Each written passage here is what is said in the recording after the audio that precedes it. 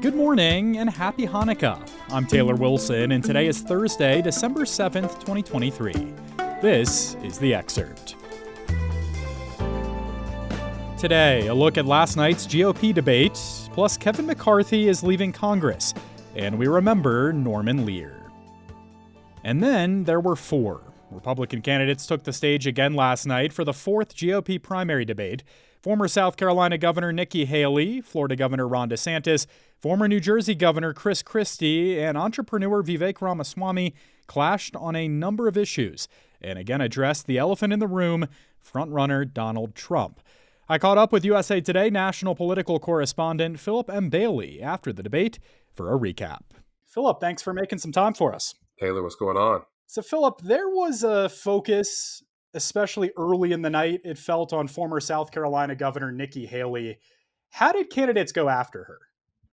Well, look, I think that Nikki Haley is clearly positioned herself as I'm the chief rival to Donald Trump. Her campaign, hours before the debate, alluded to this, saying, quote, this is a two-person race between one man and one woman. That could be either a reference to Donald Trump or maybe even President Joe Biden. And guess what? Her opponents probably understand that too. They see her climbing in the polls. Florida Governor Ron DeSantis, Ohio biotech engineer Vivek Ramaswamy, who's certainly been after Nikki Haley in the previous debates. You saw them double team her at the early outgoings. I mean, really, as soon as the debate started. So as far as the people on stage, the four candidates on stage, let's not forget Governor Chris Christie, she was the front runner on stage.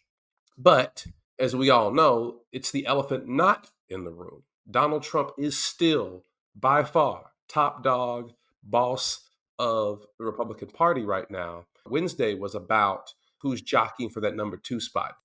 And you mentioned Trump, obviously the front runner at this point, skipped out on another debate here, Philip. But how did he factor into the night? Look, I think more so than any other debate, the questions from News Nation moderators focused on, is Donald Trump fit for office? What about his policy positions? You know, this reintroduction of the so-called Muslim ban. What about his comments about, being a possible dictator, his comments about the U.S. Constitution? Each of these candidates has tried to surf Donald Trump's popularity and dominance in the Republican primary in different ways. Obviously, the most aggressive towards him is former New Jersey Governor Chris Christie, who struggled to get on the debate stage, certainly not very popular in Republican circles for his criticism of the former president. And he came out describing Donald Trump as an angry, bitter man who's going to return to the White House basically to exact retribution on anyone who's ever disagreed with him, anyone who's tried to hold him accountable. He has certainly prosecuted and mentioned his multiple criminal and civil cases that Donald Trump is facing. Ron DeSantis, the governor of Florida, tried to play it both ways a little bit. He would say things like, hey, Father Time is undefeated. Age is going to be a big issue in this 2024 race. So DeSantis brought up, Donald Trump isn't as young as he used to be. He's not as quick as he used to be. He isn't the same Donald Trump. Christie then challenged DeSantis to say, you're not really answering the question, is he fit for office? You're talking about his age. Ramaswamy, who has basically advertised himself as Trump 2.0, probably had one of the funnier lines saying that, everyone on this stage has been, quote, licking Donald Trump's boots for money and endorsements, but conveniently is questioning his decision-making as president now. What I thought was interesting, Taylor, is that Haley didn't really go after Trump and his fitness or his personality, but did go from a policy standpoint in a different direction, saying that she wouldn't advocate for a, quote, straight-up Muslim ban, saying it's not about religion, it's not about ethnicity, it's about the countries that people come from that represent a threat or have terrorist leanings, represent a threat to the United States. Haley perhaps seeing that going after Trump directly will alienate his voters. We got the never Trump people, but there are a lot of maybe Trump voters still out there, less than 40 days or so until the Iowa caucuses, that she's clearly trying to court. And Philip, what were some of the other major issues that caught your attention? I think the issue of parental rights, right, also showed a dividing line here. Chris Christie sort of walking out there and saying, hey, look, I don't want to have the government tell me how to parent.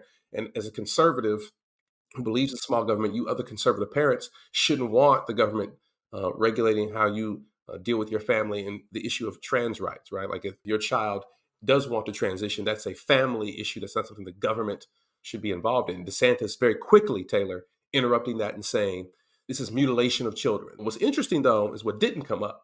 Abortion. And I think that's because the candidates who have been dropping out, Tim Scott, South Carolina, Senator of South Carolina, former Vice President Mike Pence, they were the more evangelical, pro-life advocates and candidates who supported, or at least alluded to supporting, a nationwide abortion ban or a nationwide restriction on abortion.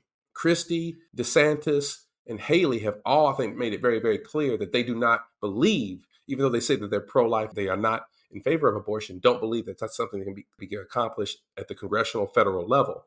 So I think the reason it didn't come up is because that debate has been rather resolved within this Republican primary because the other side has all dropped out. So what didn't come up to me was just as interesting as the issues that did. And Philip, as we now turn the page toward 2024, what are you keeping an eye on in this race? The voters have the most important say. And I'm very eager now to see if we do see a surprise, if we do see how well DeSantis does with the endorsement of Iowa Governor Kim Reynolds in the Iowa caucuses. Do we see Nikki Haley overperform either in Iowa or New Hampshire, and how well she does in her home state of South Carolina? And if Donald Trump loses some of those first rounds, does he acknowledge that? Will he admit that he lost? And if he does win those first early states, do those other candidates simply drop out and go? And then we shift to a conversation about these third-party candidates like former Congressman Liz Cheney and others. This, I think, is where we're beginning to really see what 2024 is about. All right. Philip M. Bailey is a national political correspondent for USA Today. Thanks as always, Philip. No problem, man. Former House Speaker Kevin McCarthy is leaving Congress this year and will not run for re-election in 2024. It's not clear what he'll do next, but he's promised to stay involved in Republican politics. McCarthy became Speaker after 15 rounds of voting in January, but he was then ousted 10 months later by a conservative rebellion. His departure narrows the already razor-thin GOP majority in the House. After his resignation, Republicans will control the chamber by just a 3-seat margin. Following McCarthy's departure, California Governor Gavin Newsom must declare a special election to fill the vacancy within 14 days, according to California law. After that declaration, the election must be held within 126 to 140 days.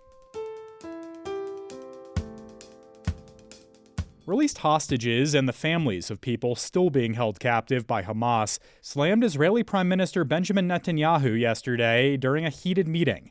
He and his colleagues argued that the only way to obtain concessions from Hamas is through a military campaign, and some relatives of hostages shouted shame as Netanyahu raised the question of how to get them back.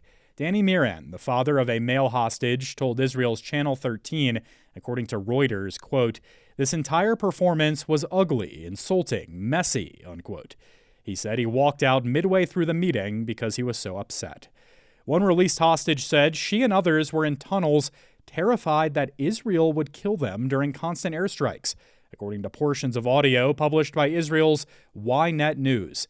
Another former hostage raised the alarm about plans to flush out Hamas fighters from tunnels under Gaza. Some families of hostages have accused Netanyahu of prioritizing the destruction of Hamas over freeing hostages. Netanyahu has argued that it wasn't until Israel's ground incursion in Gaza that Hamas was willing to negotiate their release. The top 1% of American earners now control more wealth than the nation's entire middle class. According to Federal Reserve statistics, through the middle of 2023, the top percent holds more than a quarter of all U.S. household wealth. And low-income Americans, representing the bottom 20% by income, own about 3% of the wealth. 30 years ago, America's middle class owned about twice as much wealth as the top 1%. But the rich have grown steadily richer over the years. And Owen Zidar, a Princeton University economist, says the number of people worth $10 million or more has more than doubled since 2000, while the number of people worth $100 million or more has more than quadrupled. Norman Lear has died. The legendary television producer made a profound impact with shows like All in the Family, Maude, and The Jeffersons. He often challenged TV norms with controversial series. After a decade of silly shows about hillbilly millionaires and island castaways, Lear and his producing partner Bud Yorkin surprised viewers with the bracing CBS comedy All in the Family in the 70s. The series was an adaptation of a British show and tackled issues of racial prejudice, sexism, social inequality, and the Vietnam War. Off the screen, Lear was politically involved. He formed the organization People for the American Way in 1981 in defense of the separation of church and state as an answer to rising right-wing religious groups. Still, he called himself a bleeding-heart conservative and was a supporter of the Constitution. He once paid $8 million for a copy of the Declaration of Independence and displayed it on tour in the early 2000s. Norman Lear was 101 years old. Thanks for listening to The Excerpt. You can get the podcast wherever you get your audio. If you use a smart speaker, just ask for The Excerpt. I'm back tomorrow with more of The Excerpt from USA Today.